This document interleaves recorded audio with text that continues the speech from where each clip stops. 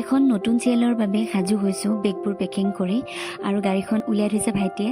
মায়ে বেগবোৰ এনেকৈ ভৰাই দিলে আৰু দেউতাক কাষতে চাই আছিল, মানে মোক থ'বলৈ যাব মন আছিল, কিন্তু পিছে দেউতাক আমি নানিলোঁ, মা আৰু ভাইটিহে মোক নলবাৰীলৈ থ'বলৈ আহিলে।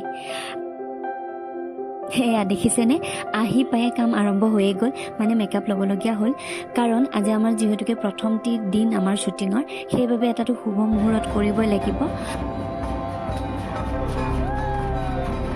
সকলোৱে এনেদৰে আমি ধূপ চাকি লগাই মাৰ আশীষ ল'লোঁ আমাৰ নতুন কামটো ভাল হওক বুলি।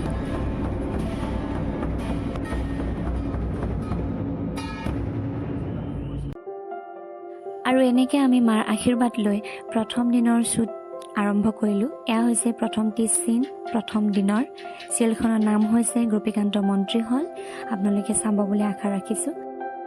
কেনে আম বঢ়িয়া কেনে মজা শ্বুটিঙৰ মাজত আম খোৱাৰ টেঙা খোৱাৰ মজাই বেলেগ। ইমান গৰম কেনে তাত আৰু গৰমটোও ধুনীয়া, টেঙাটোও ধুনীয়া।